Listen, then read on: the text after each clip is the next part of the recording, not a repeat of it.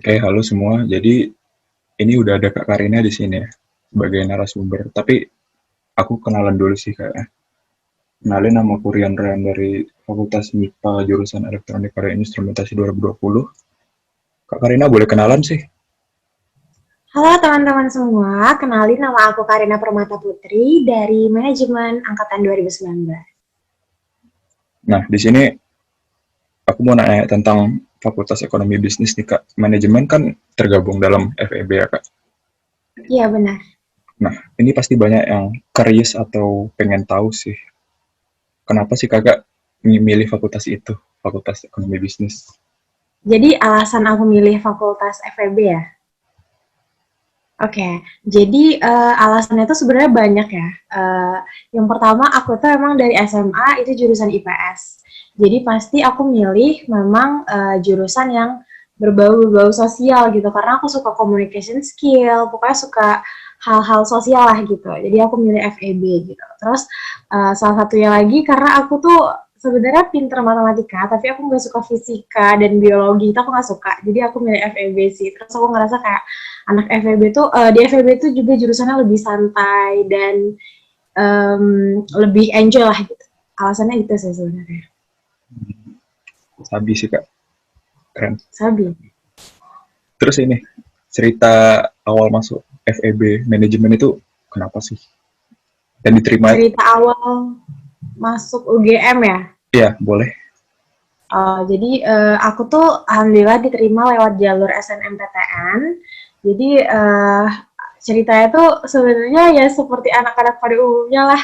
Aku dari kelas 10 itu udah mulai karena aku emang gimana ya, aku juga emang udah tertuju pada SNM, jadi aku dari kelas 10 udah jaga nilai aku buat terus naik.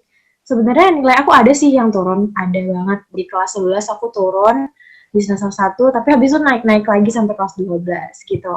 Terus SNMPTN itu kan diambil 40% ya, jadi mau nggak mau karena cuma ada 2 kelas, aku harus tetap juara kelas, terus aku pertahanin prestasi aku juga sering ikut lomba di sekolah, tingkat provinsi, tingkat regional maupun nasional, jadi sertifikatnya itulah ya yang penting di situ, jadi aku tekanin tetap banyak lomba, dan akademik aku juga nggak mau aku tinggalin gitu.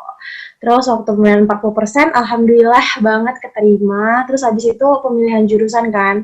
Nah, di SNMPTN tuh ada triknya. Jadi kayak jangan ambil jurusan yang udah diambil sama teman kamu gitu. Jadi sebisa mungkin di sekolah itu cuma kamu tuh satu-satunya yang milih jurusan itu. Dan aku ngelakuin itu. Aku lihat teman-teman aku semua pengen apa, terus aku pengen manajemen, terus aku bilang tuh ke teman-teman aku pengen manajemen nih, jangan diambil gitu. Jadi kayak saling saling gimana, saling toleransi lah untuk mendapatkan jurusan yang diinginkan gitu di SNMPTN. Itu sih akhirnya di kelas aku kalau misalnya udah ada yang ngambil satu jurusan itu memang teman-temannya punya toleransi yang tinggi, nggak mau ambil jurusan itu. Alhamdulillah sebagian besar 40% itu keterima semua gitu.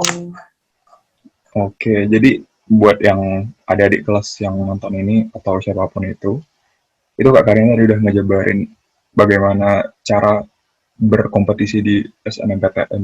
Jadi Bener banget. harap dicatat tuh poin-poin. Terus ya cuma itu, sebenarnya faktor alumni juga bagus sih. Jadi kalau lihat Ya benar, ada kating kita yang udah keterima, itu mungkin kemungkinan besarnya kemungkinan lebih besar gitu.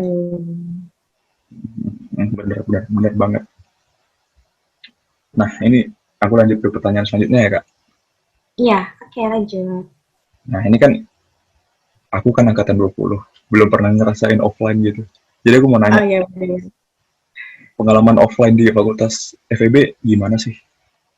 Aduh, kalau ditanya pengalaman offline, aku jadi sedikit throwback terus kayak, aduh, ini aku mulai cerita ya. Jadi sebenarnya awal ke Jogja itu aku nggak punya keluarga sama sekali di sana, sama sekali nggak punya keluarga. Jadi emang bener-bener mulai dari nol, kehidupan tuh dari nol, nggak punya teman, nggak punya relasi.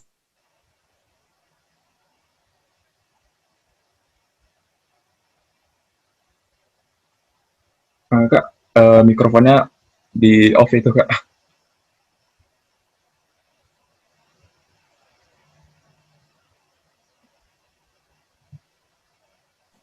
Halo, Halo, halo, dengar, dengar. Tadi ada kendala. aku putus ya.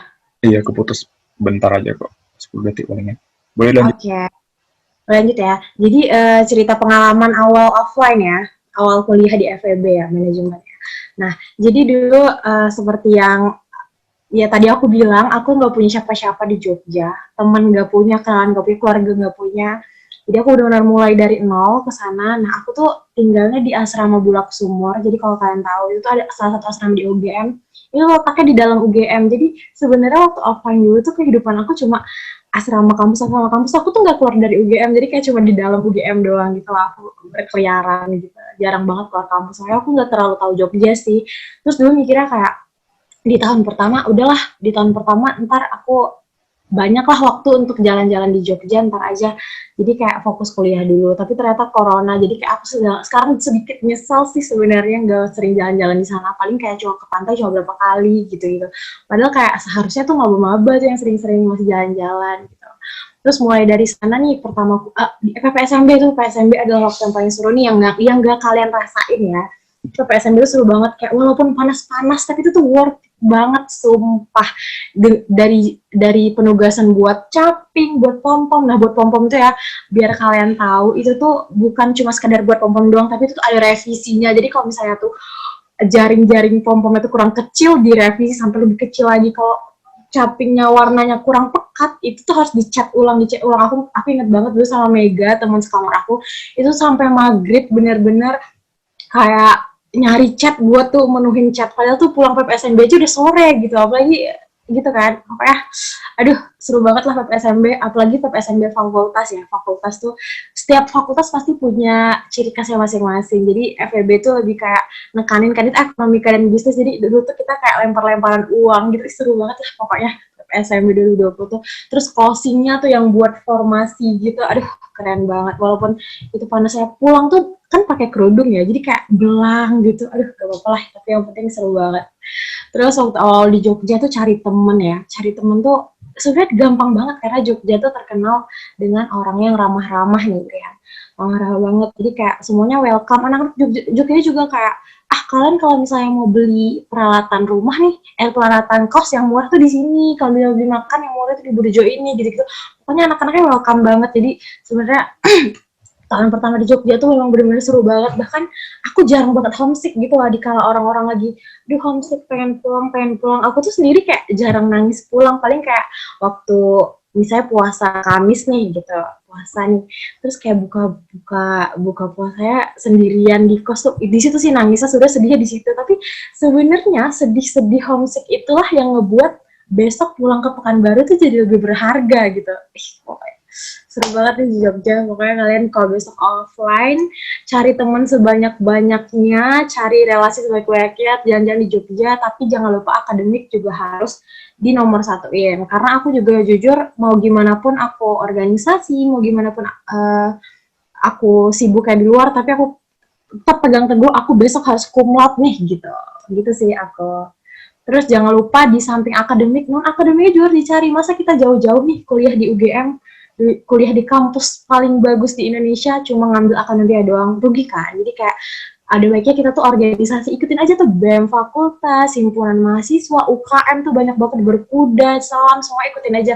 Kayak dulu aku tuh tari Bali, tapi karena emang susah banget, jadi aku skip tadi Bali. Aku lebih kayak fokus lebih ke BEM, Hima gitu. Jadi kayak aku punya banyak teman. Terus di kalau aku butuh, mereka tuh bener-bener bantu. Gitu sih pengalaman awal-awal di Jogja kemarin. Seru banget. Banyak banget ya pengalamannya. Ayang Iya, banyak. poin sih. Aduh, Pasti iri ya? iri banget. Nah, itu dari Kak Karina aja boleh ditiru banget itu. Akademik jangan lupa, tapi non akademik jangan lupa juga. Jadi kalau bisa Benar. itu dicakup gitu loh. Capek sih pasti sih kan, ya kan Kak? Capek banget, tapi Reward. ya kuliah kan cuma 3,5 tahun atau 4 tahun gitu. Halo, Bentar Kak. hilang lagi.